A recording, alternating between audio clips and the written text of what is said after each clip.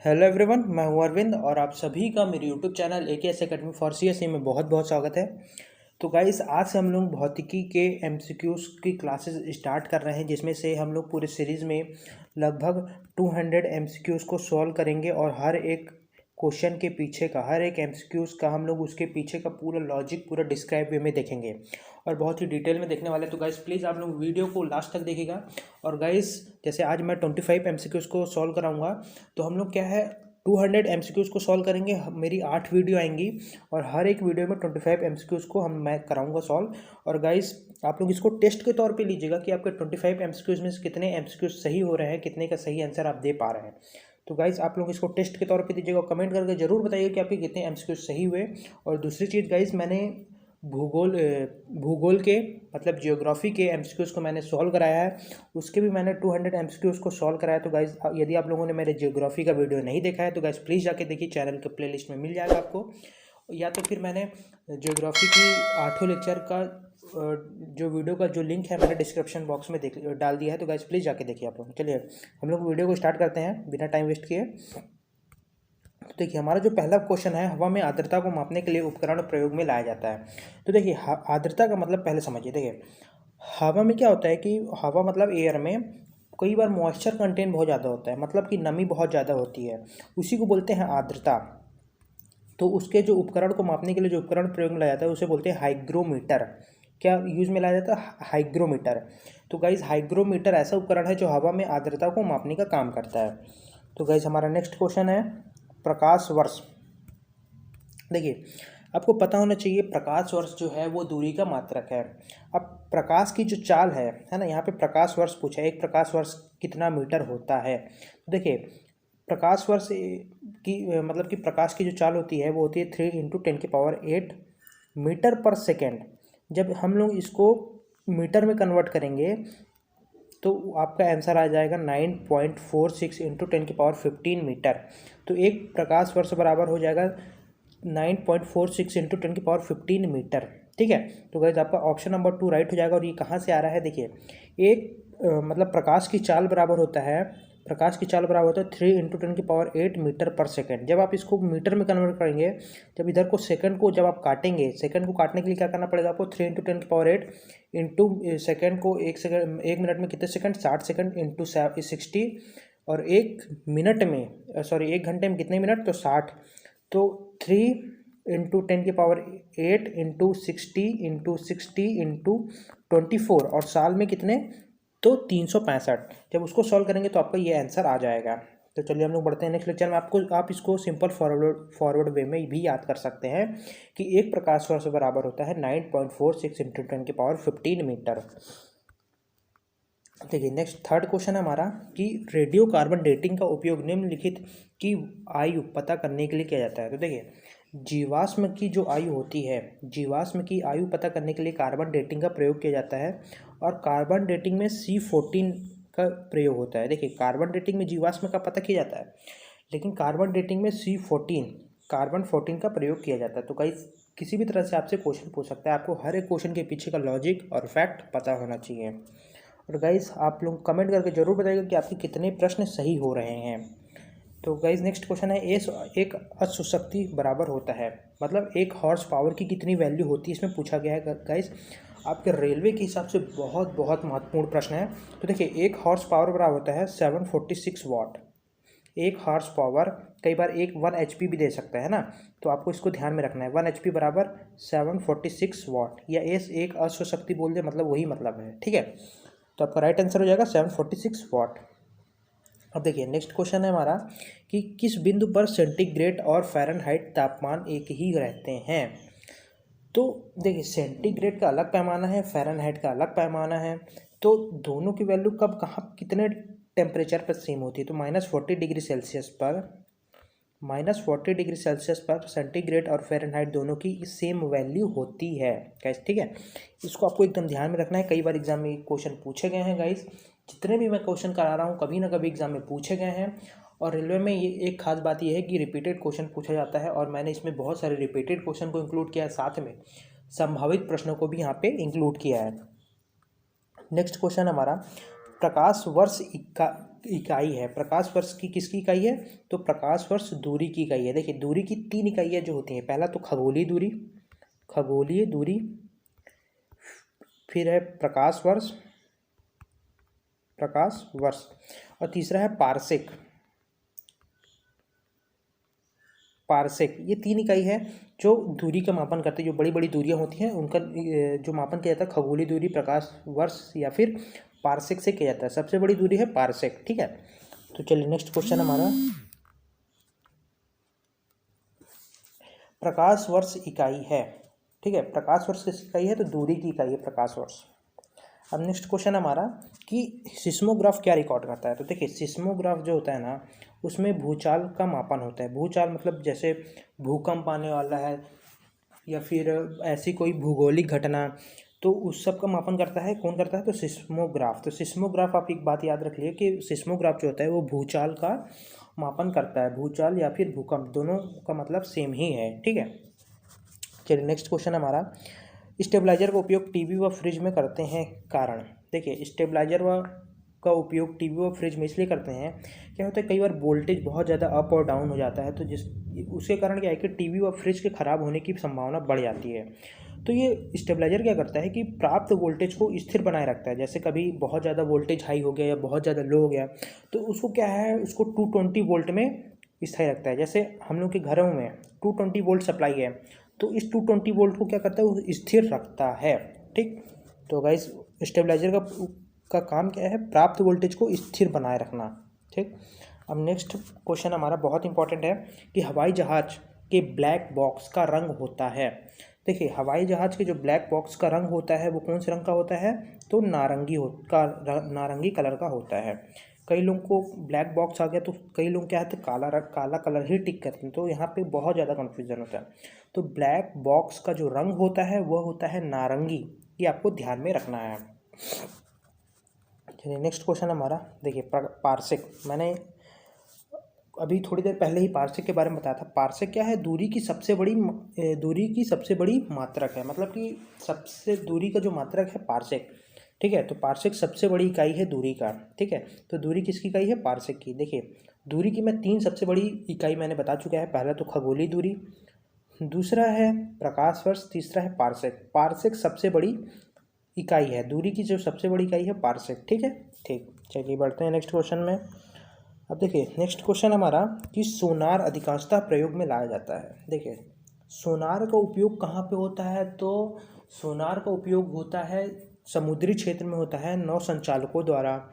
ठीक है, नौ संचालकों के अलावा समुद्र में खोई हुई वस्तु का पता लगाने में।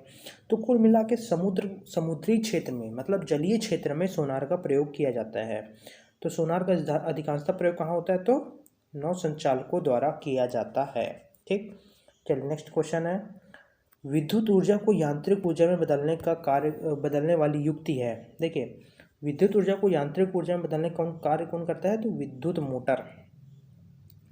ठीक है, विद्युत ऊर्जा को यांत्रिक ऊर्जा में बदलने वाली युक्ति कौन सी है? तो विद्युत मोटर। गाइस रेलवे के हिसाब से बहुत इंपॉर्टेंट क्वेश्चन है, मैंने यहाँ पे इंक्लूड किया है। और यदि आप लोग एसएससी की भी तैयारी कर रहे हैं तो उसके हिसाब से बहुत इंपॉर्टेंट क्वेश्चन है ये सारे, तो एकदम ध्यान से देखना। आप कमेंट करके गाइस ज़रूर बताना कि आपके कितने प्रश्न सही हुए। चलिए नेक्स्ट क्वेश्चन हमारा, तेल का एक बैरल लगभग किसके बराबर होता है? देखिए तेल का जो एक बैरल होता है, आप देखिए इंटरनेशनल मार्केट में तेलों का आयात व निर्यात केजी या लीटर के माध्यम से नहीं होता है, वह होता है बैरल के माध्यम से। आपने सुना होगा तेल की कीमत जो होती है बैरल में आती है। तो जो एक बैरल में कितने लीटर होता है? तो 159 लीटर होता है। बहुत इंपॉर्टेंट गाइस क्वेश्चन है। और जनरली भी आपको चीज़ें पता होनी चाहिए कि एक बैरल में कितने लीटर होता है। तो 1 लीटर में 159 लीटर होता है। ठीक, चलिए नेक्स्ट क्वेश्चन है, वर्षा की बूंदें के कारण गोलाकार होती हैं। डैश किसके कारण गोलाकार होती हैं? तो देखिए वर्षा की जो बूंदें हैं वह पृष्ठ तनाव के कारण क्या होती हैं? गोलाकार होती हैं। तो गाइस बहुत इंपॉर्टेंट है कि वर्षा की बूंदें, देखिए आप कभी भी देखे होंगे आप, तो ये सतह है, वर्षा की बूंदें यहाँ पे गिरी है तो ऐसे गोलाकार रहती हैं। तो इसका कारण क्या है? पृष्ठ तनाव के कारण क्या है? गोलाकार होती हैं बूंदें। ठीक, चलिए नेक्स्ट क्वेश्चन हमारा कि निम्नलिखित में से कौन सी ध्वनि आवृत्ति मानव कान में सुनी जाती। तो एक मेरा कॉन्सेप्ट आप ध्यान में रखिए, मनुष्य के कान में सुनाई देने वाली कोई भी ध्वनि 20 हर्ट्ज से 20,000 हर्ट्ज तक होगी तो वह ध्वनि मानव कान को सुनाई देगी। मतलब 20 हर्ट्ज से 20,000 हर्ट्ज तक यदि उसकी आवृत्ति है, फ्रीक्वेंसी है, तो वह कान में सुनाई देगी। यदि इससे कम है तो नहीं सुनाई देगी। जैसे देखिए 20 से कम आवृत्ति की ध्वनि मानव कान में सुनाई नहीं देती, और यदि 20,000 से ज़्यादा है आवृत्ति तो भी सुनाई नहीं देती। तो गाइज ये भी सुनाई देगी क्योंकि ये 20 और ये 20,000 से के बीच में है, ये भी सुनाई देगी, ये भी सुनाई देगी। अब ये देखिए 50,000 आ गया, ठीक है। तो 50,000 तो हमें सुनाई नहीं देगी क्योंकि इसकी आवृत्ति 20,000 से ज़्यादा है। तो हमारे कान में कितने आवृत्ति तक की ध्वनि सुनाई देती है? तो 20 हर्ट्ज से 20,000 हर्ट्ज तक की आवृत्ति ही सुनाई देगी। तो आपका राइट आंसर हो जाएगा ऑप्शन नंबर 4। तो गाइज देखिए हर एक चीज़ों के पीछे का मैं आपको लॉजिक बताते चल रहा हूँ। आई होप कॉन्सेप्ट आपका क्लियर हो रहा होगा। तो गाइज देखिए नेक्स्ट क्वेश्चन है, वस्तु का भार कहाँ न्यूनतम होता है? तो देखिए वस्तु का भार विषुवत रेखा पर न्यूनतम होता है। ये हमारा ग्लोब है, ध्रुव पर पृथ्वी चपटी होती है, अपने अक्ष पर झुकी हुई है पृथ्वी। तो ये कर्क रेखा, ये विषुवत रेखा, ये मकर रेखा। तो ये वाली रेखा पे, ये जो आपका विषुवत रेखा है ना, 0 डिग्री अक्षांश रेखा, यहाँ पे क्या होता है? भार आपका न्यूनतम होता है। ठीक, चलिए बढ़ते हैं नेक्स्ट क्वेश्चन में। नेक्स्ट क्वेश्चन है कि प्रकाश का रंग निर्भर करता है। देखिए प्रकाश का रंग जो होता है ना, वो तरंग दैर्ध्य पर निर्भर करता है। किस पर निर्भर करता है? तरंग दैर्ध्य पर। ठीक, चलिए ये सिंपल फॉरवर्ड क्वेश्चन है और सेम टू सेम ऐसे ही क्वेश्चन उठा के आपके रेलवे में पूछ सकता है या तो एसएससी में पूछ सकता है। तो गाइज एकदम ध्यान से आपको देखते चलना है। देखिए नेक्स्ट क्वेश्चन है कि गुरुत्वाकर्षण के सिद्धांत का प्रतिपादन किससे किया? बहुत ही जनरल और कॉमन क्वेश्चन है, हर किसी को पता होता है। फिर भी मैंने यहाँ पे इंक्लूड किया है क्योंकि पता होते हुए भी कई बार लोग गलती कर देते हैं। तो आपको पता होना चाहिए कि गुरुत्वाकर्षण के सिद्धांत का प्रतिपादन सर आइजैक न्यूटन ने किया था। चलिए नेक्स्ट क्वेश्चन है, देखिए एक लॉजिकल क्वेश्चन है और ये क्वेश्चन आपके पूछा भी गया है। दो समांतर दर्पण समतल दर्पण के बीच रखे एक वस्तु का प्रतिबिंब की संख्या। देखिए ये दर्पण ये दोनों क्या है? समांतर दर्पण, ठीक है, पैरेलल दर्पण है। अब यहाँ पे यदि कोई वस्तु रखी हुई है, सपोज यहाँ पे कोई गोलाकार वस्तु रखी हुई है, तो देखिए इसका वस्तु प्रतिबिंब यहाँ बनेगा, फिर इसका प्रतिबिंब यहाँ बनेगा, फिर यहाँ से यहाँ, यहाँ से यहाँ, ऐसे होता जाएगा और ये संख्या जो होती है अनंत बार बनती है। देखिए जब दो समतल दर्पण के बीच में कोई वस्तु रखी है तो उसका प्रतिबिंब अनंत बार बनता है। ठीक है, तो आपका ऑप्शन नंबर 4 राइट। चलिए नेक्स्ट क्वेश्चन, 20 नंबर क्वेश्चन हमारा कि निम्न में से किस रंग का सबसे लंबा तरंग दैर्ध्य होता है? तो देखिए लाल रंग का जो तरंग दैर्ध्य होता है सबसे ज़्यादा और सबसे कम बैगनी। देखिए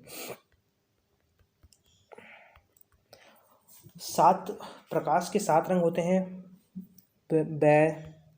विबग्योर के नाम से, जैसे जो आप लोग जानते हैं विबग्योर या बैजानी, हप्पी, नाला।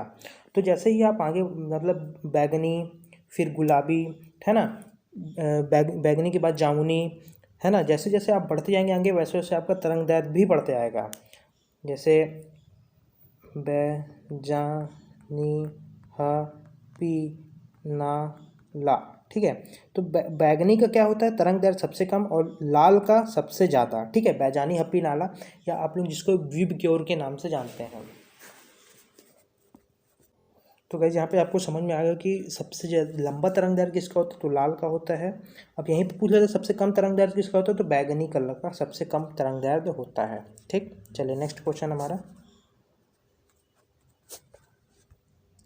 पानी का घनत्व अधिकतम होता है। देखिए पानी का जो घनत्व होता है ना, वो 4 डिग्री सेल्सियस पर सबसे अधिक होता है। ठीक, जैसे देखिए किसी भी वाटर को आप गर्म करेंगे तो उसका टेम्परेचर जो है तो निरंतर टेम्परेचर बढ़ाने पर घनत्व क्या है? बढ़ता जाता है। अब जैसे देखिए कोई वस्तु है यदि वो 0 डिग्री सेल्सियस पर है, ठीक है, 0 डिग्री सेल्सियस पर है, तो 0 डिग्री सेल्सियस पर यदि आप गर्म करना शुरू करेंगे तो पहले तो इसका घनत्व क्या होगा? बढ़ता चला जाएगा। लेकिन 0 डिग्री सेल्सियस पर यदि कोई वस्तु है तो उसका पहले घनत्व क्या होगा कि बढ़ता चला जाएगा। तो 4 डिग्री सेल्सियस पर जाके किसी वस्तु का घनत्व सबसे अधिक, किसी वस्तु का मतलब पानी का घनत्व जो होता है सबसे ज़्यादा होता है। फिर जैसे जैसे आप गर्म करेंगे वो पानी को, वैसे वैसे उसका क्या होता है, घनत्व जो होता है कम होते जाता है। तो गाइज एक बात आपको ध्यान में रखना है कि जो पानी का घनत्व होता है सबसे ज़्यादा कहाँ पे होता है, तो 4 डिग्री सेल्सियस पर सबसे अधिक घनत्व होता है। चलिए नेक्स्ट क्वेश्चन हमारा कि ठोस कपूर वाष्प बनने की प्रक्रिया को कहते हैं। तो सभी को पता है ऊर्ध्वपातन की क्रिया कहते हैं। और गाइज ये क्वेश्चन आपकी आरआरबी में पूछा गया क्वेश्चन है, इसलिए यहाँ पे मैंने इंक्लूड किया है, हो सकता है पूछ लिया नेक्स्ट एग्जाम में। तो ठोस कपूर से कपूर वाष्प बनने की प्रक्रिया को क्या कहते हैं, तो ऊर्ध्वपातन की प्रक्रिया कहते हैं। नेक्स्ट क्वेश्चन है तारे का रंग सूचक होता है। तो देखिए ना तो वो सूर्य की दूरी के कारण, ना तो ज्योति के कारण, ना तो पृथ्वी से दूरी के कारण। तारे चमकते हैं तो अपने ताप के कारण, अपनी ऊष्मा के कारण चमकते हैं। तो गाइस जो आपका राइट आंसर हो जाएगा, आपका ऑप्शन नंबर 4 क्या हो जाएगा, राइट आंसर हो जाएगा। चलिए नेक्स्ट क्वेश्चन है गुरुत्वीय त्वरण का मान कहाँ पर सर्वाधिक होता है। तो देखिए गुरुत्वीय त्वरण मतलब जी, गुरुत्वीय त्वरण का मान सर्वाधिक होता है ध्रुवों पर। ध्रुवों पर गुरुत्वीय त्वरण का मान सबसे ज़्यादा होता है। नेक्स्ट क्वेश्चन हमारा, अब देखिए क्वेश्चन है केल्विन मान से मानव शरीर का तापमान, केल्विन मान से मानव शरीर का सामान्य ताप है। पहले तो आप ये देखिए कि मानव का सामान्य ताप क्या होता है, 37 डिग्री सेल्सियस। अब 37 डिग्री सेल्सियस तो 0 डिग्री सेल्सियस बराबर होता है 273 केल्विन। तो 37 डिग्री सेल्सियस बराबर, इसमें आप 37 ऐड करेंगे तो कितना हो जाएगा, 300 केल्विन हो जाएगा। तो आपका राइट आंसर हो जाएगा 2। देखिए फिर से समझिए कि 0 डिग्री सेल्सियस बराबर कितना होता है, 273 केल्विन होता है। और मानव का ताप होता है 37 डिग्री सेल्सियस। तो 37 डिग्री सेल्सियस बराबर 273 में 37 ऐड कर देंगे तो आपको क्या आ जाएगा, 300 केल्विन आ जाएगा। तो गाइज़ ये रहा हम लोग का आज का वीडियो। तो guys thank you so much for watching this video and guys please subscribe share and like and guys please support. आपके सपोर्ट के कारण ही मैं आप तक अभी यहाँ तक पहुँच पाया हूँ। तो गाइज़ प्लीज़ आप लोग प्लीज़ सपोर्ट करिए और प्लीज़ वीडियो को शेयर लाइक एंड सब्सक्राइब जरूर कर दीजिएगा अपने फ्रेंड्स एंड फैमिली में। गाइज़ प्लीज़ वीडियो को शेयर कर दीजिएगा और गाइज़ कमेंट करके जरूर बताइएगा कि आपके कितने प्रश्न सही हुए और आपको क्या प्रॉब्लम हो रही है। यदि गाइस कोई भी चीज़ यदि समझ में नहीं आ रही तो गाइस प्लीज़ आप कमेंट कर सकते हैं। नेक्स्ट वीडियो में जो भी आएगी तो उसमें आपके डाउट्स को 100% आपको क्लियर किया जाएगा। मिलते हैं नेक्स्ट लेक्चर में, तब तक के लिए गुड बाय, थैंक यू।